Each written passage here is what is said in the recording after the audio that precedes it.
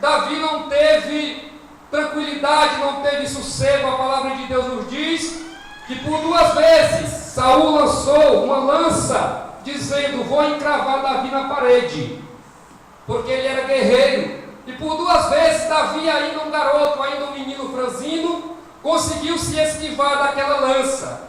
E a palavra de Deus nos diz também que na ocasião em que Davi derrotou Golias, Jonatas estava naquele lugar presente. E a palavra de Deus nos diz que Jonatas, ele amou Davi, ele sentiu um amor, a sua alma, amor a Davi, de maneira que a palavra nos diz que eles se ligaram pela alma um ao outro. O tamanho foi o amor que eles sentiram um para o outro, afeição, aquilo que muitas vezes eu e você sentimos, ainda que seja por menor intensidade. Muitas vezes nós conhecemos alguém e você diz: puxa vida, é tão gente boa essa pessoa que eu gostaria de ter conhecido ela há anos atrás. Não é mais ou menos desta maneira? Não foi diferente com Davi e Jonatas. Pena que aquela amizade durou muito pouco, por causa do pai de Jonatas, que procurou a vida de Davi. A palavra de Deus nos diz que Davi, ele se retirou porque o rei tornou-se seu inimigo. Daí então Saul assumiu de novo a frente da peleja, da batalha, porque outrora Davi estava fazendo esse trabalho para ele. Davi era um garoto, ainda um menino, montado como um cavalo, e ia para a batalha. E a palavra de Deus nos diz que todos os servos de Saul obedeciam a Davi. Davi era um garoto, aproximadamente 17 anos. E a palavra de Deus nos diz que naquela época a batalha era acirrada com os filisteus. Os filisteus, eles tramavam, guerreavam constantemente para tomar aquele território em que Saul governava. A palavra de Deus nos diz que uma certa feita a peleja se agravou de tal maneira que Saul, ele reconheceu que o negócio ficou feio para o seu lado. Ele teve medo dos flecheiros que lhe lançavam flechas e chegava até onde Saul estava. E Saul, entendendo que não havia mais saída para a sua vida, ele disse para o seu moço que carregava suas armas, disse: arranca da tua espada e me mata, me fere, para que os meus inimigos não escarneçam de mim. Me pegando, ele não venha escarnecer de mim. A palavra de Deus nos diz que o moço, ele temeu, ele não tocou em Saul. Saul então, ele arrancou, pegou a sua própria lança e se matou com a sua própria lança. E nesta batalha também foi-se 3 filhos de Saul. E um dos filhos de Saul era Jonatas, o melhor amigo de Davi. A palavra de Deus nos diz ainda que o moço foi até Davi levar a mensagem que Saul estava na batalha, estava na peleja e havia morrido, e juntamente com ele os seus 3 filhos. A palavra nos diz mais ainda que fugiu um homem da batalha e foi até o palácio de Saul e avisou que Saul era morto, que os filisteus tinham destruído todo o exército de Israel. Houve um alvoroço tão grande naquele lugar, o povo começou a deixar a cidade, o palácio, às pressas, de maneira que a ama de Mefibosete, ou seja, a sua babá, vamos assim dizer, para melhor ficar, para entendermos, a palavra nos diz que ela apressuradamente, ou seja, as carreiras, catou aquela criança com 5 anos de idade, ela tinha, pegou ele no braço e saiu a correr, porque era comum naquela época, quando o rei perdia, a guerra perdia o seu reinado, os inimigos vinham, matava todo o resto da família, tudo quanto lá tinha, e assumiu o controle daquela região.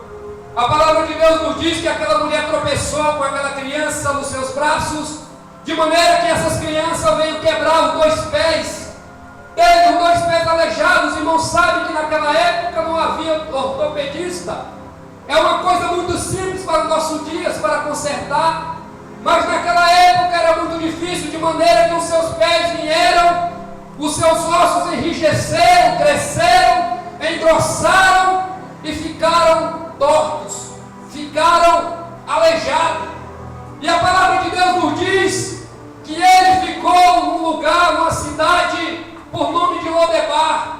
Existem muitos nomes para este lugar, dependendo da raiz da língua que você puxa, se é do grego, se é do hebraico. traduções, mas no hebraico ela significa duas palavras. Ela é uma palavra conjunta. Ló significa não, debar significa palavra, ou seja, ajuntando as duas palavras significa não fale, fique quieto, não converse, fique na sua, fique no seu cantinho. Alguém já falou isso para você? Você já foi ouvir isso de alguém que você não sabe, que você não consegue, que você não pode? Era mais ou menos este o contexto da vida de Mefibosete naquele lugar, um lugar esquecido. Estudando um pouco sobre aquele lugar, você vai descobrir que não se planta naquele lugar porque é um lugar desértico, árido. E se não se planta, não se colhe. O povo nem planta, porque se plantar não vai colher. É um lugar muito seco, é um lugar esquecido, é um lugar desértico, como era a minha vida e a tua vida antes de Jesus. Éramos uma terra seca, uma terra vazia, né? Não tínhamos formosura diante de Deus espiritualmente falando.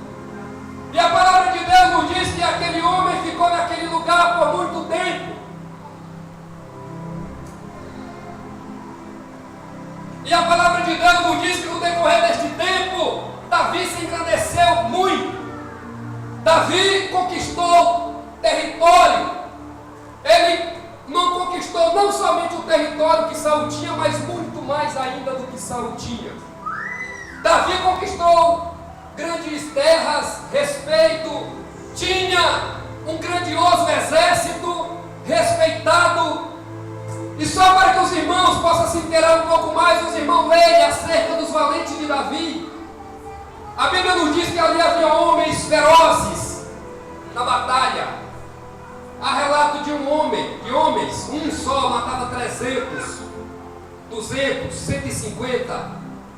Era pessoa dessas qualidades que acompanhava Davi. Homens valentes. E Davi se fortificou de tal maneira que ele já tinha uma vida tranquila, sossegada, ou seja, não havia ameaça, porque quem se levantava contra Davi certamente perecia, porque o povo olhava para Davi e via Deus na vida dele.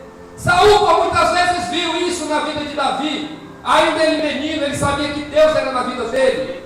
Davi ia casar com a filha de Saul, e Davi achou aquilo impossível, porque ele não tinha dote, tinha que se oferecer uma quantia muito grande, era filho do rei, não era qualquer um. Saul, tentando armar para Davi, disse assim: não precisa, traga apenas 100 prepúcios de filisteus, e tá bom. Davi foi e trouxe 200, o dobro, porque a excelência do Espírito na vida de Davi era abundante. Davi não era vacilão, Davi não vacilava. A palavra de Deus nos diz que ele era cauteloso, ele não vacilava em nada, e ainda era um garoto. Então Davi se fortificou muito, já tinha tranquilidade, já tinha um grande espaço, já tinha um reino estabelecido. Foi rei de Judá, foi rei de Israel. Então Davi, ele lembrou-se de um juramento que ele havia feito quando ele ainda havia conhecido Jonatas lá no campo, na batalha em que ele derrotou o filisteu. A palavra de Deus nos diz que Jonatas, ele deu presente para Davi. Ele deu a roupa, ele deu cinto, ele deu capa, ele deu espada, ou seja, ele deu tudo o que ele tinha. Ele era filho do rei, ele tinha muitas, então ele presenteou o seu melhor amigo, porque amigos de verdade presenteiam. Você sabia disso? Muitas vezes o profeta vem aqui, está aqui, Deus usa, dá a palavra, e você não tem nem coragem de abençoar o profeta quando isso se cumpre. Não é pagando pela bênção, irmão, é simplesmente reconhecendo que é Deus na vida daquela pessoa. É simples assim, porque de graça nós recebemos, de graça nós damos. Aqui ninguém recebe dinheiro para orar por ninguém, recebe, pastor, de maneira nenhuma, porque nós tentamos, buscamos, lutamos para preservar aquilo que Jesus nos deu. Vocês recebem de graça, e de graça vocês retribuem. Não é basicamente o que nós estamos vendo hoje por aí, mas isso é outro assunto. E a palavra de Deus nos diz que eles fizeram um juramento um ao outro, quando ainda Jonatas estava vivo naquela ocasião, naquele fervor. naquele alvoroço, né? Porque a palavra de Deus nos diz desta maneira: quando Davi reconheceu, ele viu que o negócio estava estreito, não dava para ficar perto de Saul de maneira nenhuma. Então Jonatã disse: não tem jeito, já tentei, já conversei com meu pai, você vai ver se você ler. Não tem jeito, ele procura a tua vida, foge, some. E ele já havia feito o juramento, e aqui simplesmente ele só relembraram o juramento. Em 1 Samuel capítulo 20, versículo 42, e disse Jonatã a Davi: vai-te em paz, porque nós temos jurado ambos em nome do Senhor, dizendo: o Senhor seja perpetuamente entre mim e ti, entre minha semente e a tua semente. Havia um juramento, havia uma promessa de Davi, por exemplo, assumir a viúva de Jonatas, cuidar de um filho de Jonatas, um sobrinho de Jonatas lá, que escapasse. Mas a palavra de Deus nos diz que quem escapou foi um filho de Jonatas, o filho, neto de Saul, um homem de sangue azul, descendência real, um que era prometido para assumir o trono, um que Deus ia usar amanhã. Alguém que está aí embaixo, está na cadeira de roda, não pode nem subir no púlpito sozinho, precisa de ajuda, mas Deus vai usar, porque é Deus quem levanta, é Deus quem pega de baixo, é Deus quem tira da sarjeta, é Deus quem coloca em cima, e ele vai se assentar com os príncipes na mesa, diz a palavra do Senhor. E este homem estava nessa situação, Davi com a vida bem definida, e ele então lembrou-se da promessa. O Senhor, o homem não é capaz disso, o Senhor fez ele lembrar da promessa, porque muitos lembram até da conta que está devendo e não paga. O Senhor fez ele lembrar da promessa que havia. Então Davi ele se lembra e procura alguém ainda que era vivo ali, alguns dos servos de Saul, e ele encontrou Ziba. E a palavra de Deus nos diz que Ziba era servo de Saul, e Ziba tinha 15 filhos e 20 servos. Sabe o que é isto? É uma demonstração da grandeza de Saul naquela época. É uma demonstração da grandeza de Saul. Ele era simplesmente um servo e tinha uma casa abastada, uma casa abastecida, uma casa feliz. Filhos é herança de Deus, são alegria, são regozijo para a nossa vida. E a palavra de Deus nos diz que ele achou Ziba e disse assim: és tu Ziba? E ele se prostrou e disse assim: servo teu ainda. Ele não existe alguém ainda vivo da casa de Saul para que eu possa usar com ele de misericórdia? E ele disse: existe sim. Ainda existe um, mas tem um problema, ele é aleijado. Ele mora numa terra, além de ser distante, aquele lugar nem chove. O negócio lá é seco, é feio, é terrível. Não tem importância, traga ele aqui. E no versículo 3, capítulo 9, versículo 3 da Bíblia diz assim: disse o rei: não há ainda alguém da casa de Saul para que use com ele de beneficência de Deus. Agora é beneficência de Deus. Ele disse primeiro para que eu use de misericórdia e bondade. Depois ele diz para que eu use de beneficência de Deus. Porque o homem sozinho ele não é capaz de amar esse tanto. O homem ele não pode amar um aleijado que anda se arrastando, que ninguém dá nada. O homem por si só ele olha e pelo simples olhar ele faz um julgamento.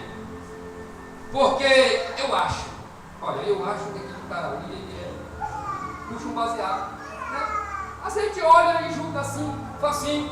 De repente você olha para outra pessoa e diz: aquele cara é gente boa, né? Nós fazemos um pré-julgamento. E o homem não tem capacidade de amar desta maneira por si só, a não ser a beneficência de Deus. Ele reconheceu que o amor dele não era o suficiente para recolher aquele homem na sua casa e tratar como seu filho. Mas se ele reconhecer que se o amor de Deus estivesse no coração dele, ele tinha amor para dar e vender, como diz o ditado popular. Não é? Ter o coração de Deus, um coração aquebrantado e contrito não rejeitará a Deus. O que é um coração aquebrantado? É olhar para o necessitado. Jesus olhava e, como já foi dito hoje aqui, tinha íntima compaixão. É como se você estivesse no lugar daquele sujeito. É como se você estivesse sentindo a dor daquele indivíduo. que para Deus vale tanto quanto eu e você que estamos aqui na mesa dos príncipes, dos reis. Jesus nos ama da mesma maneira. A única diferença que Deus faz é porque Ele é justo e Ele não confunde bondade e amor com justiça. Deus desaprova o pecado, desaprova as práticas, mas o amor dele é da mesma maneira. Acha que Jesus vai dizer: apartai-vos de mim, maldito, para o fogo eterno? Você acha que Jesus vai dizer isso simplesmente? Jesus vai estar, eu creio, com os olhos cheios de lágrima, porque o desejo dele é que todos se salvem. O desejo dele é que todos reconheçam Ele como o único Filho de Deus, Salvador, intercessor, autor do projeto da salvação. Ele foi o sacrifício perfeito, Paulo nos diz. Foi o sacrifício perfeito. Não precisou de mais nada, de bode, de sangue de ninguém. O sangue simplesmente ali passava por cima, jogava para debaixo do tapete e estava bom. Ninguém era salvo por guardar a lei. Nunca aconteceu isso. O homem era salvo por causa do sangue, do sacrifício. Quem somos nós, irmãos? Quem era este homem aleijado, que não podia nem andar sozinho? Necessitava de alguém para colocar ele aqui em cima. Necessitava de alguém para levá-lo, vamos dizer, no banheiro. É mole, é fácil. E Davi usou então de beneficência de Deus. E a palavra de Deus nos disse: o rei falou para ele: vai e pegue, traga ele à minha presença. Eu preciso falar com ele.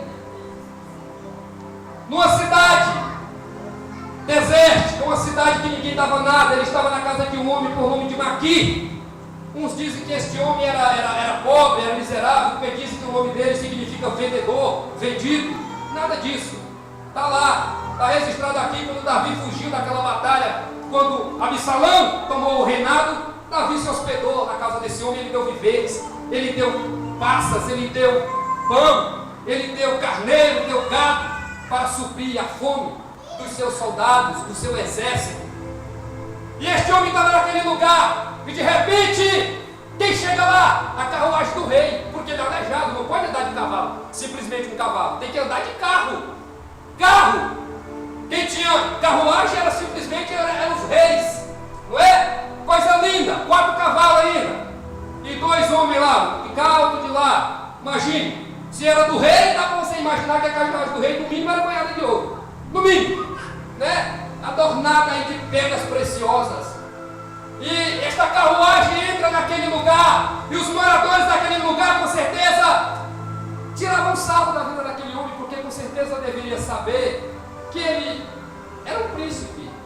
Ele era um príncipe, né? Não tinha nada, não tinha um costão furado, mas era um príncipe. E ele contava aquela história, e quem dá crédito a isso só vai crer no dia que chegar na tua porta. O teu inimigo só vai acreditar no dia que chegar na tua mão.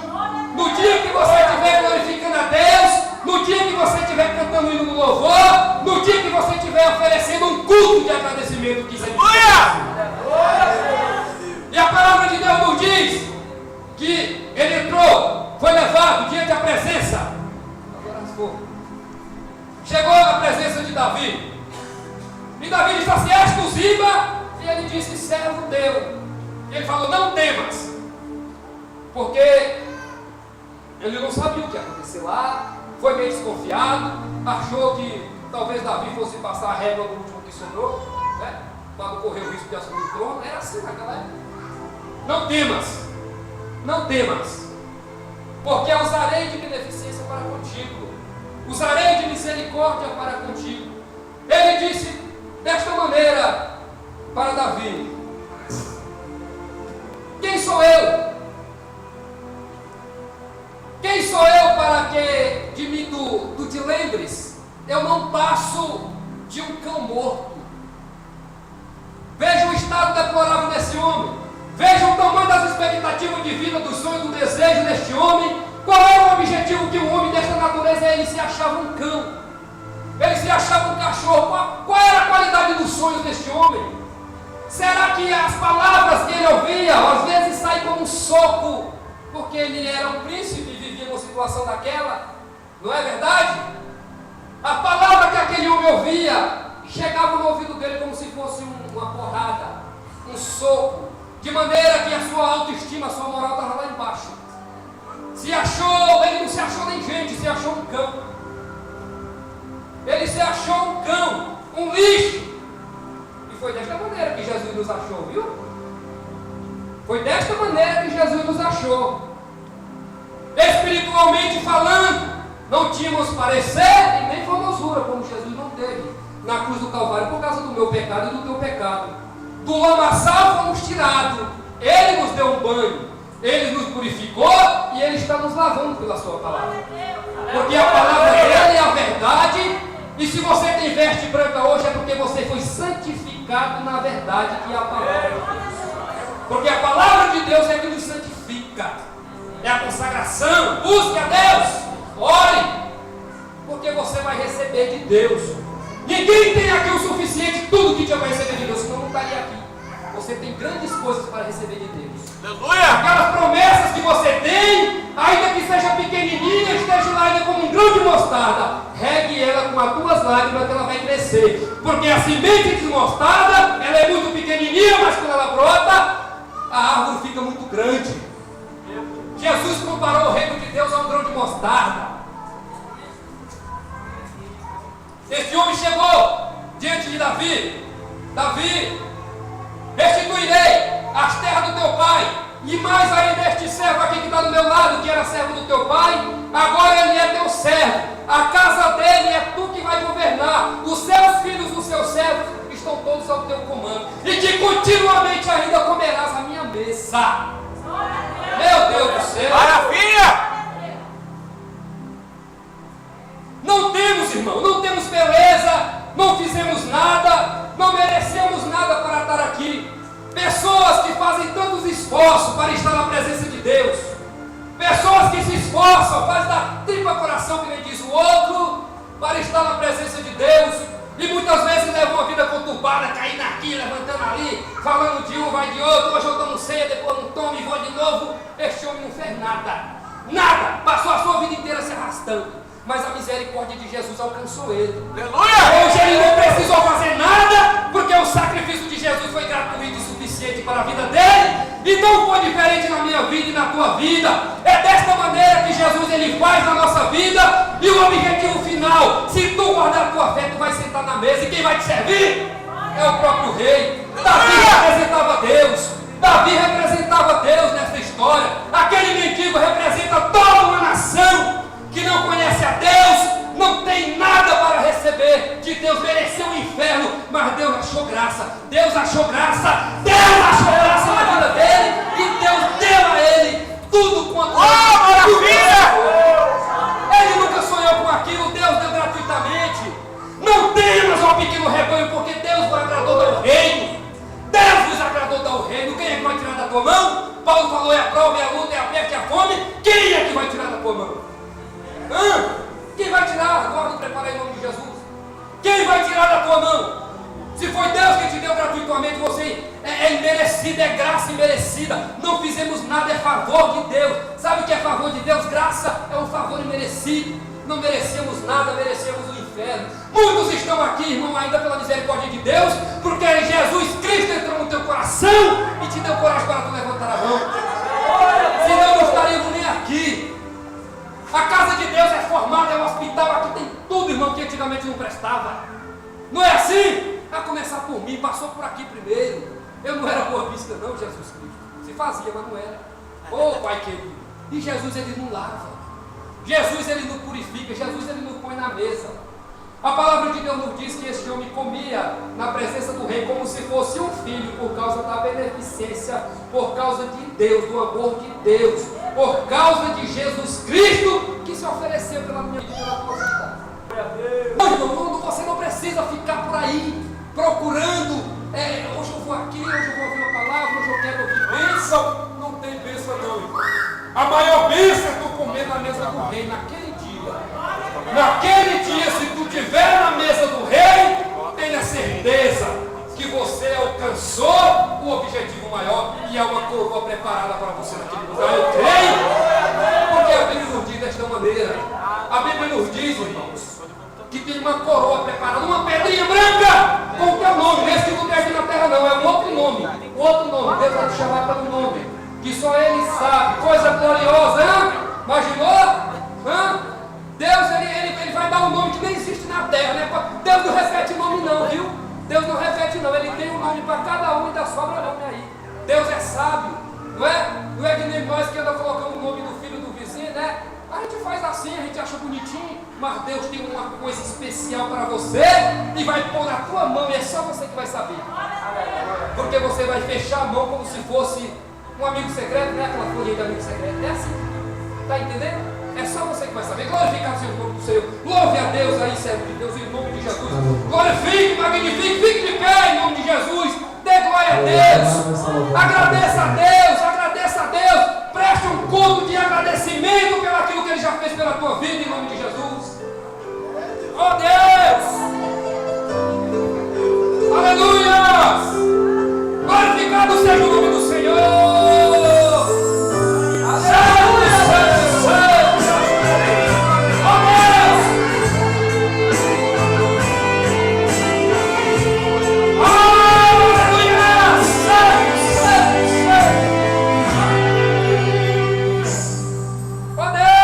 Davi chamou a Ziba, então me perguntou: será que existe alguém de Saul em que eu possa ajudar? Lembrei da aliança que a Jonatas prometia de ser fiel à sua casa enquanto eu existir.